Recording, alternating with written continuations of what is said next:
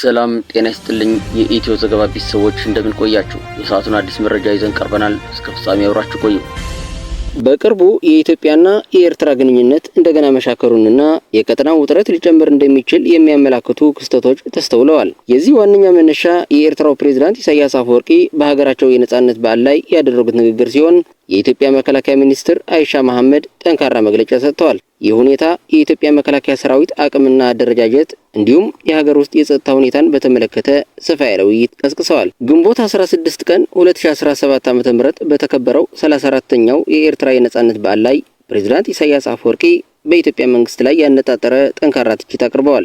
ንግግራቸው በዋናነት የሚመለከቱትን ነጥቦች ያካተተ ነበር። የውጭ ኃይሎች ጣልቃ ገብነትና የብልጽግና ወኪልነት ክስ። ፕሬዝዳንቱ የውጭ ኃይሎች በብልጽግና ማለትም በኢትዮጵያ ገዥ ፓርቲ ወኪላቸው አማካኝነት የኢትዮጵያ ሕዝብ ላይ ላለፉት 5 ዓመታት ያወጁት ጦርነት ምን ያህል ተስፋ እንደቆረጡ ያሳያል በማለት የኢትዮጵያ መንግስት የውጭ ኃይሎች ተላላክ እንደሆነና በህዝብ ላይ ጦርነት እንዳወጀ አድርገው ከሰዋል። ይህ ክስ የኢትዮጵያን ሉዓላዊነት የሚነካና በሁለቱ ሀገራት መካከል ያለውን ያለመተማመን ስሜት የሚያጎላ ነው። የኢትዮጵያ መንግስት ከፍተኛ የሆነ የጦር መሳሪያ ግዥና የወታደራዊ ዝግጅት ላይ እንደሆነ የከሰሱት ፕሬዝዳንት ኢሳያስ እነዚህ የታቀዱ ጦርነቶችን ለማስጀመር የጦር መሳሪያዎችንና ቴክኖሎጂዎችን ለማግኘት የሚደረገው የግዥ ጥድፊያ፣ ተጓዳኝ ፉከራዎችና ወታደራዊ ዝግጅት ሁሉም ያወቀውና የመዘገበው ነው ብለዋል። ይህ ኢትዮጵያ ለጦርነት እየተዘጋጀች እንደሆነና ይህም በግልጽ የሚታይ ነው የሚል እንድምታ አለው። ከፕሬዝዳንት ኢሳያስ ንግግር ከአንድ ሳምንት በኋላ የመከላከያ ሚኒስትር ወይዘሮ አይሻ መሐመድ ግንቦት 23 ቀን 2017 ዓ.ም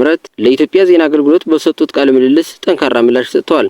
ምንም እንኳን የኤርትራ ስም ባይጠቅሱም ንግግራቸው በግልጽ የፕሬዝዳንት ኢሳያስን ትችቶች የሚያስተባብልና የኢትዮጵያን አቋም የሚያንጸባርቅ ነበር። ሚኒስትሯ ትችቶቻቸውን በራሱ ሀገር ነው ብለህ ለመጥራት የሚያስቸግር የራሱ ሀገር ሕዝብ በፍርሃት ተሸብቦ የሚኖርበት በተቻለ አጋጣሚ ሀገር ለቆ የሚወጣባቸው ሀገራት በማለት ገልጸዋቸዋል። በዚህ ልክ ስለ ኢትዮጵያ ለመናገር ሙከራ ማድረጋቸው የተለመደ የእነርሱ ባህሪ እንደሆነ እናውቃለን በማለት የትችቱን ምንጭና ታማኝነት ጥያቄ ውስጥ ከተዋል። ይህም የኤርትራን የውስጥ አስተዳደርና የሰብአዊ መብት አያያዝን በተዘዋዋሪ የመተቸት ያህል ነው። ወይዘሮ አይሻ በአሁኑ ሰዓት እየተገነባ ያለው ሰራዊት እነርሱ እንደሚያስቡት እዚህ ሰፈር ላይ የእነሱን ምክር እየሰሙ ብድግ ለሚሉ ትናንሽ ኃይሎች የተደራጀ ሰራዊት አይደለም ብለዋል። ይህ የሚያሳየው የኢትዮጵያ መከላከያ ሰራዊት ትኩረቱ በዋናነት ትላልቅና ስትራቴጂካዊ ስጋቶችን መመከት ላይ መሆኑን ነው። በማንኛውም የተሳሳተ ስሌት ኢትዮጵያን ለመድፈር ብሔራዊ ጥቅሟን ለመንካት ለሚፈልጉ ኃይሎች በአስተማማኝ ሁኔታ የተገነባ እንደሆነም አጽንኦት ሰጥተዋል። ይህም የኢትዮጵያ ሰራዊት ከውጭ ለሚመጣ ማንኛውም አይነት ጥቃት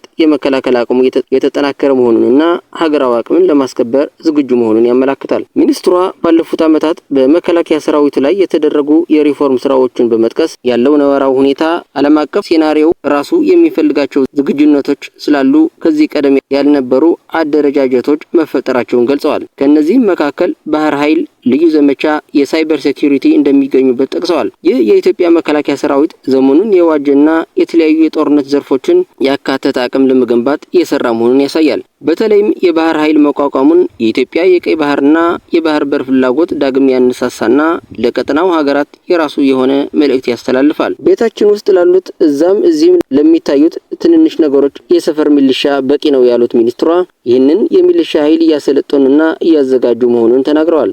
ይህም የሀገር ውስጥ የጸጥታ ችግሮችን ለመፍታት የክልል የጸጥታ ኃይሎችና ሚሊሻዎች በዋናኝነት ኃላፊነት እንደሚወስዱና መከላከያ ሰራዊቱ ትኩረቱ ሀገራዊና የውጭ ስጋቶች ላይ እንደሆነ ያመለክታል። ሚኒስትሯ በቃለ መጠይቃቸው በአማራና በኦሮሞ ክልሎች ስላሉት ግጭቶችም አስተያየት ሰጥተዋል። የፋኖ ኃይሎችና የኦሮሞ ነጻነት ሰራዊት ኦነግ ሸኔ ቁመና እዚህ ግባ የሚባል እንዳልሆነና ለመከላከያ ሰራዊት ስጋት የሆነ ወይም ህዝቡ ከሰላማዊ ኑሮው ሞቶ በሞቶ ተነጥሎ እንደነበረው የሚያደርግ እንዳልሆነ ተናግረዋል።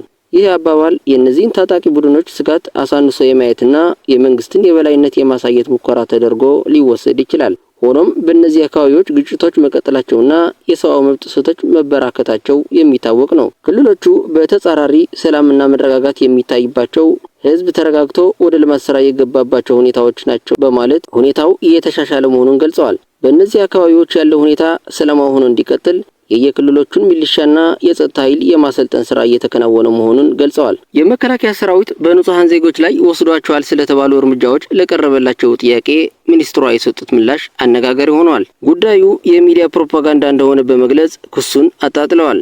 የተወደዳችሁ የኢትዮ ዘገባ ቤተሰቦች ለዛሬ ያሰባሰብናቸው መረጃዎች እነዚህን ይመስሉ ነበር። ለቻናሉ አዲስ ከሆናችሁ ሰብስክራይብ እንዲሁም ቪዲዮ ላይክ እና ሼር እንድታደርጉ በትህትና እየጠየቅን እስከ ፍጻሜ ቆይታችሁ ከኢትዮ ዘገባ ስለነበር እናመሰግናለን። ሰላም።